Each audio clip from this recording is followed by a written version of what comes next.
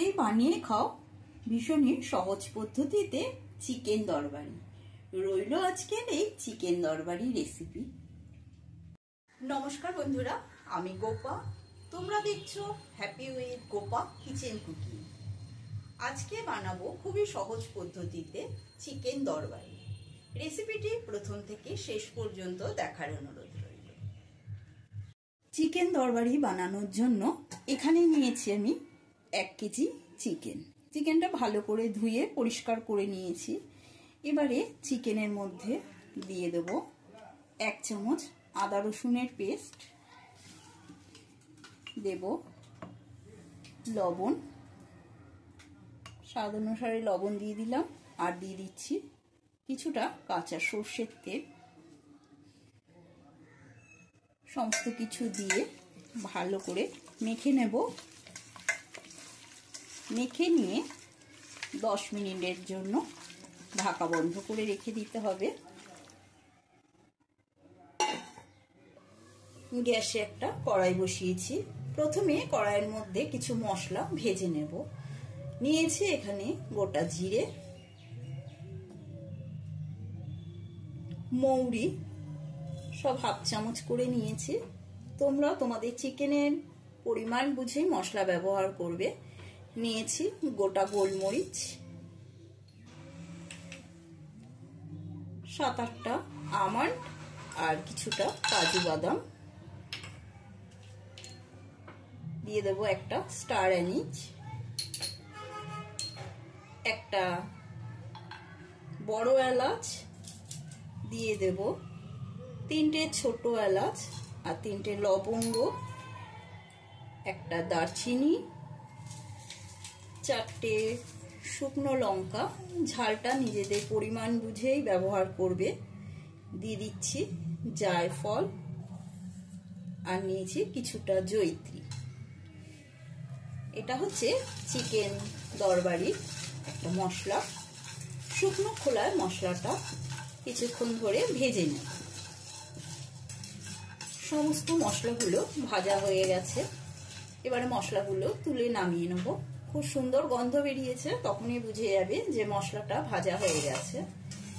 এবারে মশলাগুলো নামিয়ে ঠান্ডা করে নেব। মশলাগুলো ঠান্ডা করতে রেখেছি। এবার কড়াইয়ের মধ্যে দিয়ে দিচ্ছি সর্ষের তেল। রান্নাটা সর্ষের তেলেই করব। এখানে 250 গ্রাম মতো পেঁয়াজ কুচি করে কেটে নিয়েছি।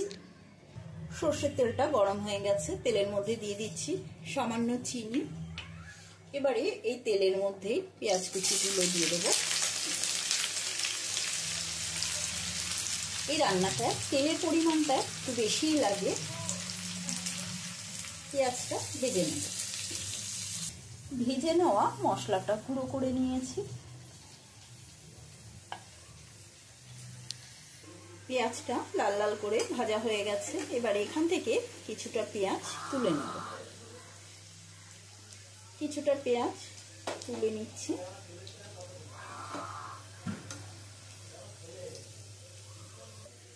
এবারে বাদ বাকি পেঁয়াজ রেখে এবারে দিয়ে দিচ্ছি এর মধ্যে কিছুটা জল।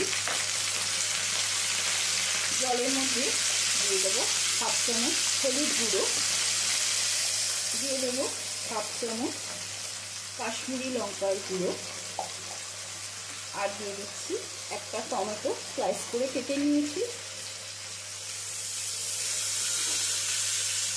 দিয়ে মশলাটা একটু কষিয়ে নেব। এবারে দিয়ে দিচ্ছি 1 চামচ আদা রসুনের পেস্ট। সেই রসুনটা ছাড়িয়ে পেস্ট করে নিয়েছি, আর 1 ইঞ্চির মতো আদা পেস্ট করেছি। সমস্ত কিছু দিয়ে ভালো করে কষিয়ে নিতে হবে। এখন এর মধ্যে দিয়ে দেবো ম্যারিনেট করে রাখা চিকেনটা।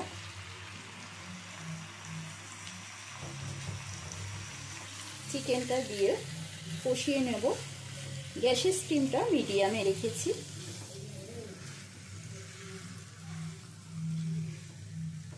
মিনিট 5 ধরে কষিয়ে নিতে হবে। এবার এর মধ্যে দিয়ে দিচ্ছি ভেজে গুঁড়ো করে নেওয়া মশলাটা। সমস্ত মশলা দিয়ে দিলাম।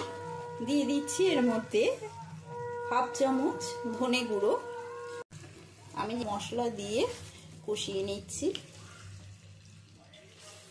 ভালো করে মিশিয়ে কষিয়ে নেব। এবারে এর মধ্যে দিয়ে দেবো ফেটিয়ে নেওয়া টক দই। টক দইটা দিয়ে দিলাম। টক দইটা দিয়েও ভালো করে মিশিয়ে নেব।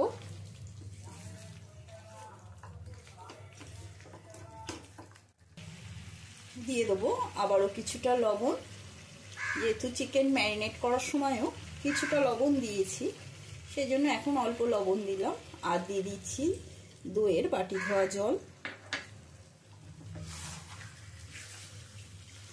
সমস্ত কিছু দিয়ে আবারও ভালো করে মিশিয়ে নিতে হবে।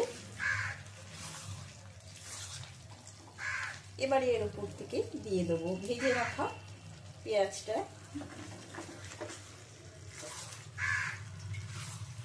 পেঁয়াজ ভাজাটা দিয়ে ভালো করে মিশিয়ে নিচ্ছি।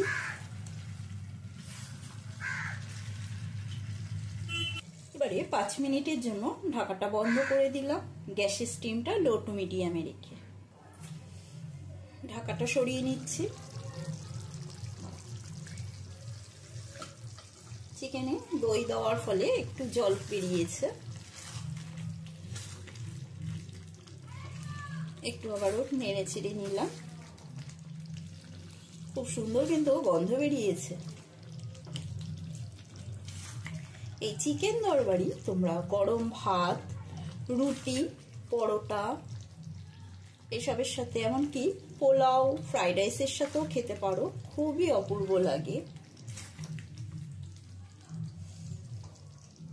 এবারে এর উপর দিয়ে দিচ্ছি কিছুটা কসুরি মেথি।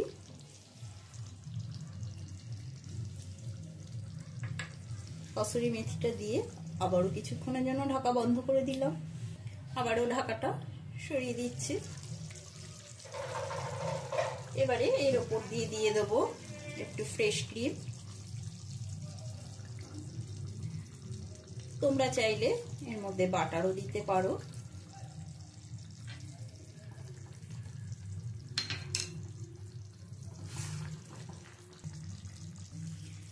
গ্যাসটা এবার বন্ধ করে দিলাম।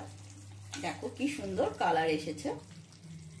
দেখতে যতটা সুন্দর, খেতেও ততটাই সুন্দর এই চিকেন তরকারি। যে কোনো স্পেশাল দিনে, এমনকি রবিবারের দিনে, ছুটির দিনেও তোমরা এই চিকেন তরকারি বাড়িতে অতি অবশ্যই বানিয়ে বাড়ির সবাইকে খাওয়াবে, নিজেও খাবে। রেসিপিটা তোমাদের কেমন লাগলো কমেন্ট করে আমাকে জানাবে। একটা লাইক দিয়ে দেবে। আজকের মতো চিকেন তরকারি কমপ্লিট। যারা নতুন বন্ধু আমার চ্যানেলটা দেখছো, এখনো চ্যানেলটি সাবস্ক্রাইব করোনি, তোমাদের কাছে অনুরোধ রইল চ্যানেলটি সাবস্ক্রাইব করে নিও। পাশে থাকা বেল আইকনটা প্রেস করে দেবে, যাতে আমার রান্নার নিত্য নতুন নোটিফিকেশনগুলো সবার আগে তোমাদের মোবাইলে পৌঁছে যায়। আজকের মতন এই পর্যন্ত। আবারও নতুন কোনো রেসিপি নিয়ে হাজির হব। সুস্থ থাকবে, ভালো থাকবে, ধন্যবাদ।